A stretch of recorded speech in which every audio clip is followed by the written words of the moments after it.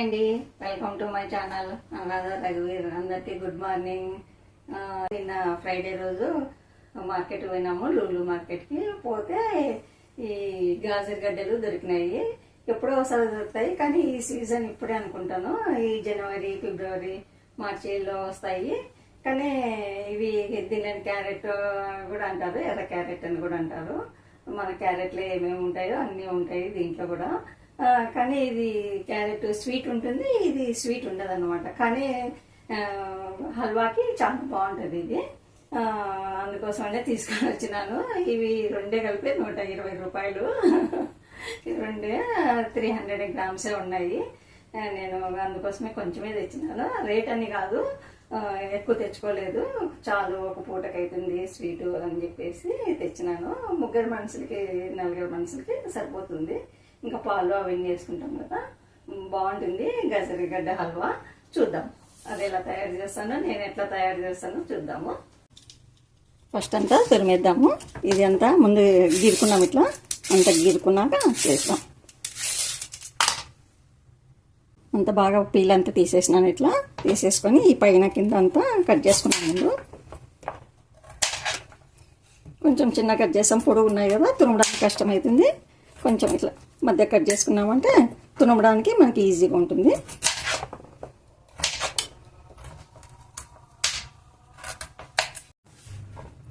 ఈ చిన్నదాంతో కాకోకుండా ఈ పెద్దదాంతో అంత తురిమేద్దాము. ఫస్ట్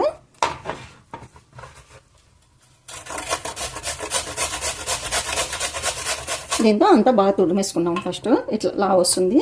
మరి చిన్నదంతా మరీ మెత్తగా అయిపోతుంది, సన్నగా వస్తుంది కదా, అది మరీ మెత్తగా అయిపోతుంది పాలల్లో ఉడికేలోగా.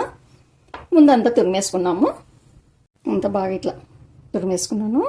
ఇప్పుడు స్టవ్ అంటించేసి ఇంకా వేయించుకున్నాము దీన్ని. కొంచెం ఇట్లా తురుముకోవాలా. ఎంత మరీ సన్నగా తురుమున్నాం అనుకో పాలల్లో ఉడికేలాగా మెత్తగా అయిపోతుంది. ఇంత ఉంటే కొంచెం అదేక నీరుగడ్డ కదా, ఇది తొందరగా కూడా మెత్తగా అయిపోతుంది. ముందు గ్యాస్ అంటించుకున్నాము. కడాయి ఆల్రెడీ ఉంచేసిన నేను.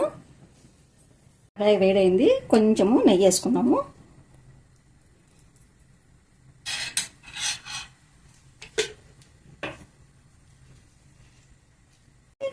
కొంచెము గోడంబి బాదము కొద్దిగా వేయించుకున్నాము, ఎక్కువ లేదు, కొంచెం కొంచెం వేయించుకుంటేనే మరీ ఉడుకుతుంది కదా. గాజర్ల హల్వాలో ఉడికినప్పుడు బాగా మంచి స్మెల్ ఉంటుంది. గోడంబి బాదము బాగా వేగిపోయినాయి, తీసేసుకున్నాం. ఇంకా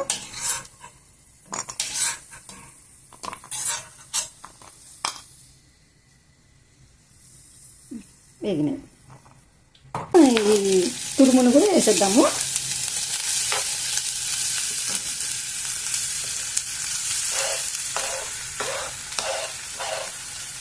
మెత్తగా అవుతుంది, బాగుంటుంది. ఏమంటే కొంచెం టైం పట్టుకుంటుంది చేసుకోవడానికి. ఎందుకోసం అంటే తొందరగా మాడిపోకుండా చేసుకోవాలి కదా, మనము దగ్గరుండి చేసుకోవాలి ఈ స్వీట్ని. బాగా వేయించుకున్నాం అనుకోండి, మంచి వాసన ఉంటుంది, నెయ్యి వాసన బాగా ఉంటుంది, చాలా టేస్ట్. మన క్యారెట్లో ఏమేమి పోషకాలు ఉన్నాయో అన్నీ ఈ గాజర్ గడ్డలో కూడా ఉన్నాయి. కొంచెం స్వీట్ ఒక్కటే ఉండదు గాజరు, అంతే. ఇంకా కొద్దిసేపు వేయించుకున్నాము. ఇంకా బాగా దగ్గరికి అయిపోయింది,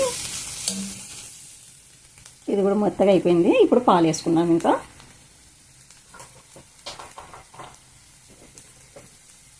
ఈ కప్పుతో 3 కప్పులు వచ్చింది. నేను అందుకోసమే 1 కప్పు పాలు పోస్తున్నాను.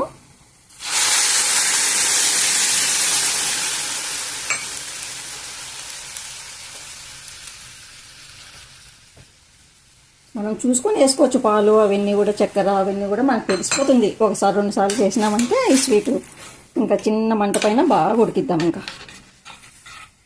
మధ్య మధ్యలో కలుపుకుంటా ఇట్లా చుట్టూ ఉండేదంతా ఇట్లా అనుకుంటా మనము ఇట్లా ఇట్లా చుట్టూ పట్టేస్తుంటుంది కదా, అదంతా బాగా ఇట్లా అనుకుంటా నిదానంగా చిన్నగా ఉడికించుదాం. ఇంకా మంట కూడా సిమ్లోనే పెడదాము. బాగా ఉడికిపోయింది, దగ్గర కూడా పడింది. కొంచెం ఇట్లా ఇట్లా అంచులతోనే ఇట్లా అన్నామంటే కొంచెం ఇంకా మరి ఎక్కువ పలకలు లేకపోకుండా బాగుంటుంది. ఇప్పుడు చక్కెర వేసుకున్నాం. ఇంకా మనకు చక్కెర కొలత అంటే కూడా 3 కప్పులు ఉంది కదా, అది కొంచెం 1 కప్పుకి తక్కువ వేసుకున్నాం. ఇంకా ఇది బ్రౌన్ షుగర్ వేస్తున్నాను నేను. కావాలంటే కరిగిన తర్వాత కొంచెం టేస్ట్ చూసుకొని మరి వేసుకున్నాము. ఎందుకంటే ఇవి కేజీలు కాదు కదా, కొద్దిగా కదా, అందుకోసమని తర్వాత టేస్ట్ చూసుకొని వేసుకున్నాము. మంట సిమ్ములోనే పెట్టి చక్కెర బాగా కరిగేంత వరకు ఉడికిద్దాము ఇంకా హల్వాని. ఇప్పుడు బాగా దగ్గర పడింది, ఇంకా బాగా ఉడికిపోయింది. ఇప్పుడు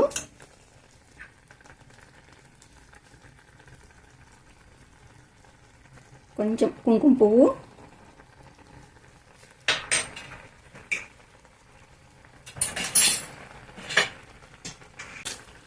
వేయించుకున్న బాదము, గోడంబి, పిస్తా, కొంచెము పన్నీరు, పచ్చికోవా బదులు పన్నీరు,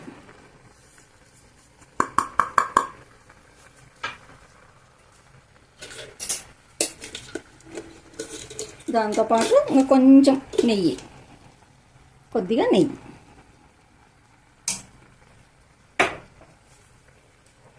పన్నీరు కూడా ఉడకాలి కదా మనకు. పన్నీరు కూడా పాలతోనే తయారైంటుంది కదా, వేసినామంటే ఇది కూడా కోవాలాగానే వచ్చేస్తుంది. చాలా బాగుంటుంది. ఒకసారి ట్రై చేయండి. ఇట్లా కూడా చూడండి, కోవాలాగానే అనిపిస్తుంది కదా మీకు.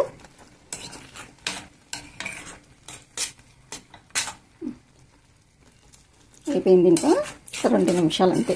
కొంచెం పన్నీర్ ఉడకాలి కదా, అందుకోసమని కొద్దిసేపు పెడదాం. ఇంకా బాగా దగ్గరికి పడింది.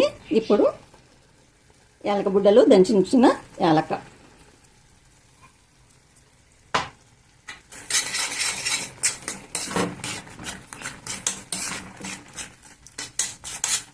చూడండి ఎట్లా వచ్చిందో కదా, మనం కోవా వేసినట్లే ఉంది కదా.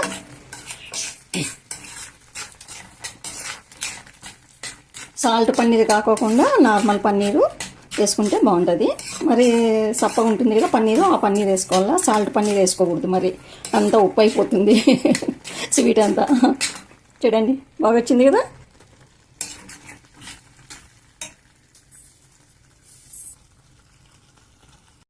అయిపోయింది. ఇంకా బంద్ చేస్తున్నాను. బాగా దగ్గరికి కూడా అయిపోయింది కదా. చూడండి ఇంత ఉంటే చాలు, మరి గట్టిగా అయిపోతేనే బాగుండదు. స్టవ్ బంద్ చేద్దాం. ఇంకా అయిపోయింది.